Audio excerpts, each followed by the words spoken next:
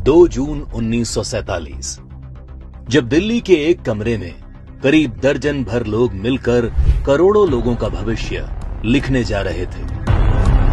करीब 1.5 दशक से मुस्लिम लीग जिस पाकिस्तान की रट लगा रही थी, वो आज कागजों में उनके सामने सच होने जा रहा था। सिर्फ 2 हफ्तों में भारत के खंडित होने की योजना पर मोहर लग गई। भगवान राम के बेटे लव का बसाया लाहौर, ढाकेश्वरी माता का तीर्थ ढाका, गुरु नानक देव जी का जन्म स्थान ननकाना अब 2 टुकड़ों में बंटने जा रहा था।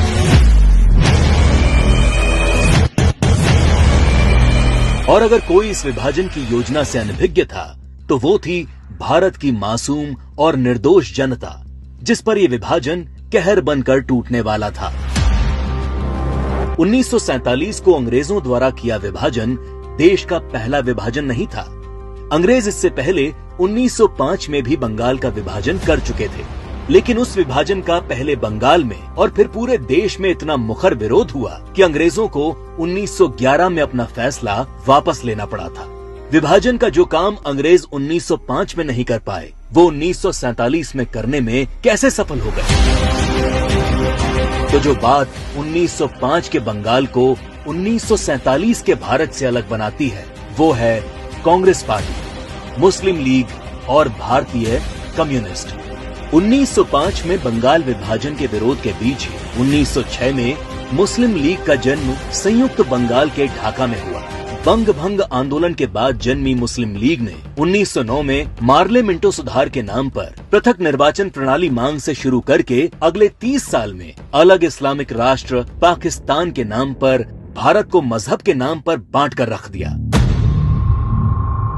1920 के तुर्की के खलीफा के समर्थन में चलाए गए कांग्रेस के खिलाफत आंदोलन ने मुस्लिम कट्टरपंथियों को यकीन दिला दिया कि वे अपनी गैर जरूरी मांग पर भी कांग्रेस के नेतृत्व को मना सकते हैं। इसके बाद 1930 में अल्लामा इकबाल ने पहली बार मुस्लिम लीग के अधिवेशन में अलग इस्लामिक राष्ट्र की रूपरेखा रखी।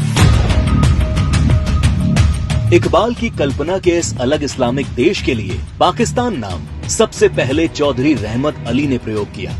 जब 1933 के तीसरे गोलमेज सम्मेलन में चौधरी रहमत अली ने पाकिस्तान अभी नहीं तो कभी नहीं नाम के पर्चे बांटे और करीब 7 साल बाद 1940 में लाहौर अधिवेशन में मुस्लिम लीग ने पहली बार पाकिस्तान नाम के अलग इस्लामिक देश का प्रस्ताव पास किया और 1947 में 10 लाख लोगों की लाश पर चढ़कर एक अलग इस्लामिक देश बना लिया।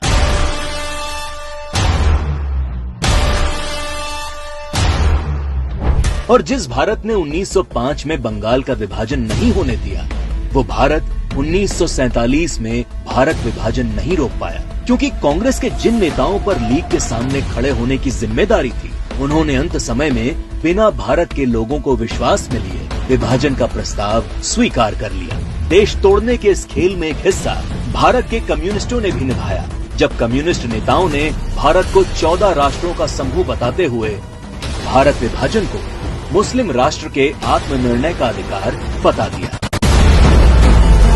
साल 1945 में अग्रणी कम्युनिस्ट सिद्धांतकार कॉमरेड जी अधिकारी ने मुस्लिम लीग की मांग को न्याय संगत बताते हुए एक थीसिस दी। उनके शब्दों में 1940 से कम्युनिस्ट पार्टी ने ये देखना शुरू कर दिया कि तथाकथित सांप्रदायिक समस्या वास्तव में बढ़ती राष्ट्रीयताओं की समस्या है, जिसे आत्मनिर्णय के अधिकार के माध्यम से हल किया जा सकता है। यदि हम इसके प्रगतिशील सार को देखें, तो पाकिस्तान की मांग वास्तव में पंजाब, पठान, सिंध, बलूचिस्तान और पूर्वी प्रांतों की मुस्लिम राष्ट्रीयताओं के क्षेत्रों के आत्मनिर्णय के अधिकार की मांग है।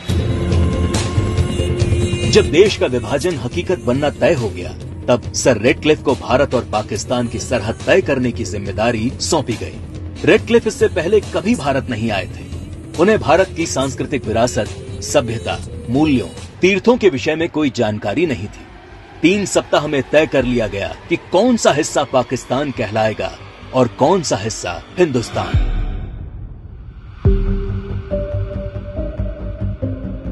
सदियों से एक जैसे इतिहास, भाषा, बोली, खान पान लिए रह रहे लोग, गांव और शहर रातों रात 2 देश बन गए। करीब 1.5 करोड़ लोग रातों रात बेघर हो गए और करीब 10 लाख से अधिक लोग इस विभाजन के नाम पर काल के गाल में समा गए। ये विभाजन जिसने आगे चलकर पूर्वी पाकिस्तान में एक नए नरसंहार को जन्म दिया। शहर के शहर रातों रात खंडर में बदल गए। शहर दर शहर दंगे और आगजनी शुरू हो गई। वो लोग जो हवेलियों में रहते थे वो अब रातों रात रिफ्यूजी बन चुके थे।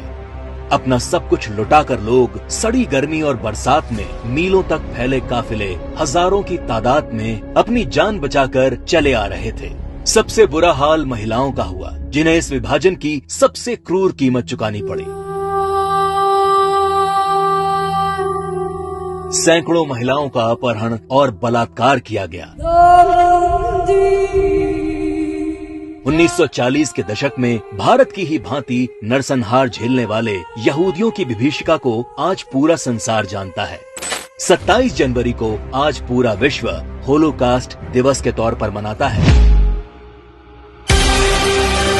लेकिन इस विभाजन की कभी न भूली जा सकने वाली त्रासदी को भारत की ही पूर्व की सरकारों ने कभी याद करने की कोशिश नहीं की।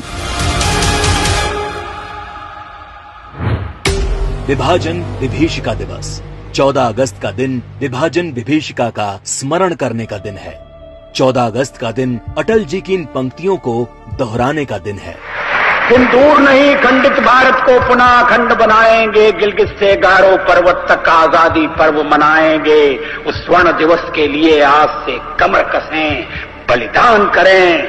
जो पाया उसमें खो न जाएं, जो खोया उसका ध्यान करें, जो खोया उसका ध्यान करें।